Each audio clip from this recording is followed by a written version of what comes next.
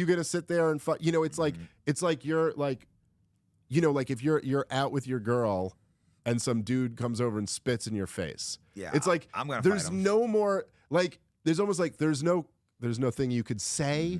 There's no like this has been escalated to the point where you have like a binary option. Either you're gonna do something about this or you're a bitch in front of everybody. Like those are the only two options. And this is the fear here, you know, in a weird way. Like I'm hoping they take it like bitches because I don't want to see a wider war where that's right. And that's the worst case scenario right now. That could be Iran, Syria. But that also goes into that's the area of Greater Israel. Do you think that's like something they're really after? Because you do see them with like patches on it, like government officials, and that's that whole area. That's a big piece of a lot of the land in the Middle East. Yeah. Well, I mean, I think it was. I don't remember when Netanyahu went to the UN a few weeks before October 7th last year, and he had the map of Greater Israel, right? just People all Israel, but right there. And people don't know that's like I don't know all the states, but it's a huge. It's multiple countries it involves, and that they want to take all that land. Yeah, and it's obviously not a secret if Netanyahu's wearing it. Yeah, and so you know, I'm almost. I think John Mearsheimer is basically his analysis on this is spot on, which he's like, by the way, one of the best people to read and listen to. I mean, he's like, what's his name? John Mearsheimer. He's like a world-renowned political scientist. He's great. He's totally brilliant. And his analysis is essentially just like that Israel has collectively lost its mind. And they're not just like a rogue state at this point. They're like a psychotic state that is actually a threat to themselves. And in a weird way, you're as I'm watching this unfold, it's like, yo, it seems like they've gone so crazy that self-preservation isn't even like entering the equation. It's insane watching it from outsider. Because it's truly like so you've totally turned global opinion against you in the last year.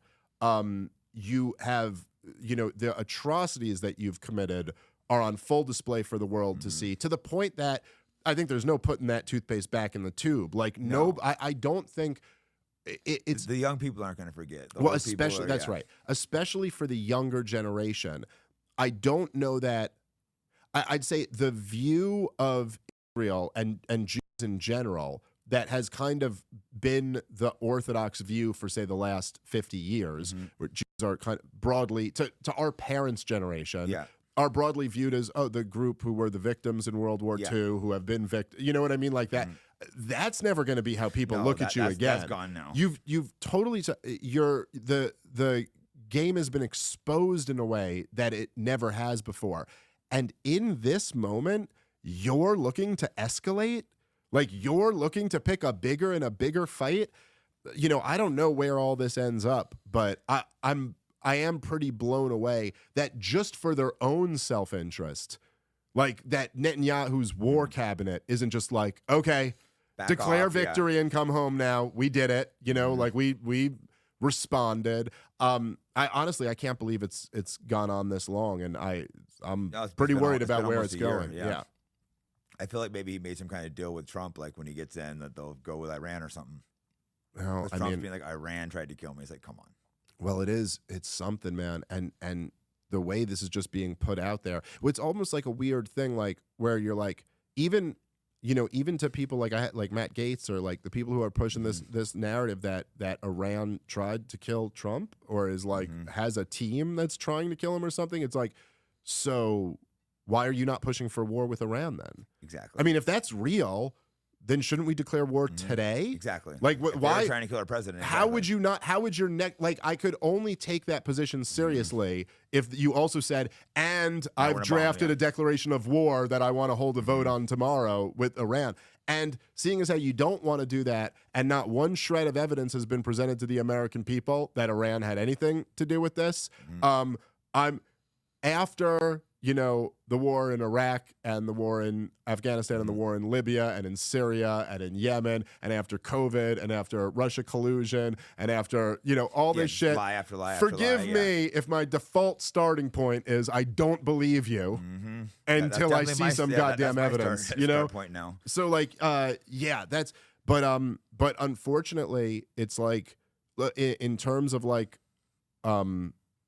democratic politics, there's just no option on the table that's not awful on this issue. I mean, like Donald Trump and it could not be signaling harder that he is going to be more of a hawk, more of a Zionist than Kamala Harris would be. She is just so terrible in everything else, and that's why I don't think I'm going to vote. This is a perfect way to segue into the Libertarian Party, which we need something new. Why don't you give your explanation? Because I've seen some pretty lame shit out of the Libertarian Party too, which pushed away. But then I really love your views. So like, how do you look at the party? Well, I mean, we need something new, clearly, because so many people are disenfranchised.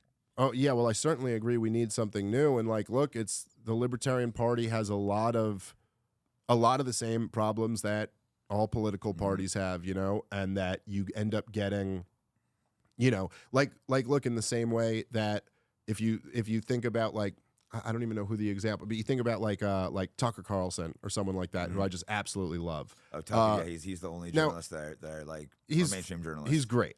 And so now if you think of him, you could argue he's like the most influential kind of figure on the right in America right now. Yeah. I mean, aside from Trump, but Tucker is up there. But then you just look at, like, say, the average person who has like a speaking slot at the Republican National Convention, and they're just so terrible. And then like Tucker is so great, and then this guy's just so terrible, and it's just like part of that's because the party is a bureaucracy, and it rewards the people who play that game, and it's almost like it's always like, all these people, politicians in general, they're like the student council nerd from your school. It's like the worst fucking person. Who like goes into that. So the Libertarian Party is not without those problems too. I think that, what America, unfortunately, like what America really needed was Ron Paul. Yeah, what America really needed was Ron Paul to win in 1988.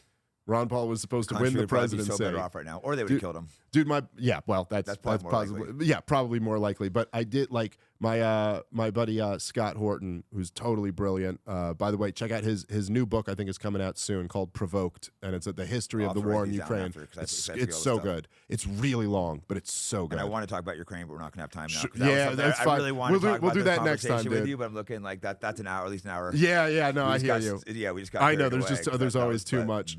But anyway, no, like he used to always run the counterfactual, like Ron Paul wins when he runs third party in 1988, and then Ron Paul's the president when the Soviet Union collapses, and then he's the guy who could dissolve the empire, return us to a republic, but this is what we needed. But we didn't get that. We got Donald Trump. Who people think he's an amazing leader, but he's not. Well, listen, the thing about Donald Trump is like there's something that Donald Trump had a lot of factors that allowed him to win. And part of it was being so famous and so rich and so funny, and so brash. And that he pisses people off. And so, like, whatever it is, Donald Trump was able to harness that kind of like meme energy. You know what I mean? Like, just in a way that, look, a lot of people who are just like good podcasters or good, streamers, people online are able to kind of harness that energy. It's a powerful thing to be able to harness, like when he was, with the stuff he did with Jeb Bush, the stuff he did with Hillary Clinton at those debates, it was great. It was brilliant. Harness this, like, whatever the energy of, you remember back in 2017. I loved it. So part of me loves Trump. That's why I'm so disappointed in him. He's just so funny. But the thing is, but that's always what he was. He was able to do that. But what Donald Trump was never was like somebody who had like a deep understanding of anything. Like, that's just not him. He's instinctually very intelligent, but intellectually there's just a lot missing there. And so, there were these guys like Pat Buchanan and Ron Paul, who were kind of like these Republican dissidents, like in the 90s, who were really like led a right-wing challenge of the military-industrial complex in the American empire. But the thing about those guys was, like, they were fucking brilliant. Like, they had, first off, they both wrote like 15 books, but they had read like 5,000 books. Like, they were just, you could talk to those guys. They're just brilliant. They just fucking know everything. It's like, and I've met Ron Paul many times. That's one of the most impressive things about the guy. Is like, you could talk to him about anything, and he knows. He knows, he'll start talking to you about the latest conflict in the south of China and like who the players there are. He just knows Understands everything. it all, yeah. To be president, you should have a big understanding. Trump of all had that. none of that. And so he isn't even like, it's one thing to say, like, you could be like, oh, he didn't realize he was putting all the bad people around him. But it's like, that's such a problem. Dude, Exactly. you didn't know John Bolton wasn't the right guy? You hadn't figured that Yeah, out? right, John Bolton. Dude, I am just a fucking shit-talking comedian. Yeah. I can't understand. I'm a fighter and I know like, that, yeah. like, you know, I can't understand this shit 1,000 times better than you do. You got to understand that. Like, dude, I understand you don't know everything. Yeah. I'm not expecting you to know everything. No one knows everything. But I could tell you what I definitely knew was that Mike Pompeo shouldn't be in your goddamn cabinet. I could tell you that for sure. I could tell you that, like, when you fire Comey, you don't replace him with Wray. I could have told you that Bob Barr shouldn't have been your guy at the Justice Department. No, exactly. He hired the swamp. Another thing Mike Pence was your VP, for God's sakes. I mean, and Jesus. now he has Vance. Yeah.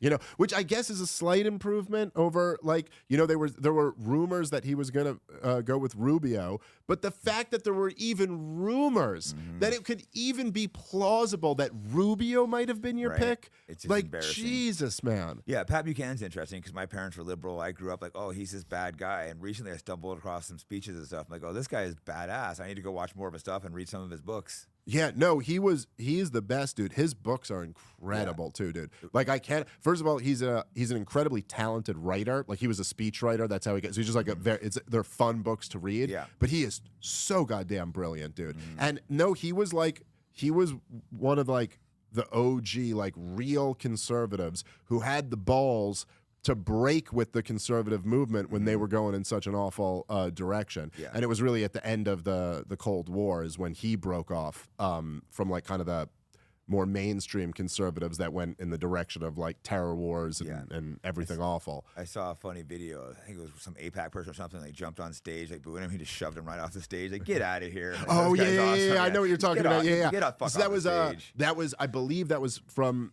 when he was running for president in 1992.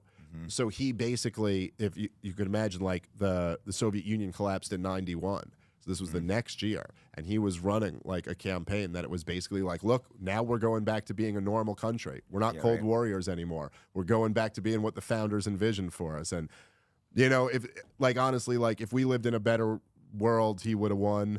You know, and the same, listen, it's like, and by the way, for any, like, young right-wingers, I don't hold this against you, because you weren't there, but I will never completely forgive Boomer Cons for not supporting Ron Paul in 2008 and 2012. Yeah. You motherfuckers picked John McCain and Mitt Romney over Thomas Jefferson. You had goddamn Thomas Jefferson right in front of you, and you chose these fucking, like, these Warhawk, empty, nothing, like, just totally unimpressive, just like these guys who are just nothing but shills anyway, like, as if they were conservatives in any meaningful sense. But, you know, whatever, that's the past. The positive thing is things are changing now because people like us could go into media. Like a comedian and a fighter, we can put our voices out there and start getting reached. People like Joe Rogan are massive.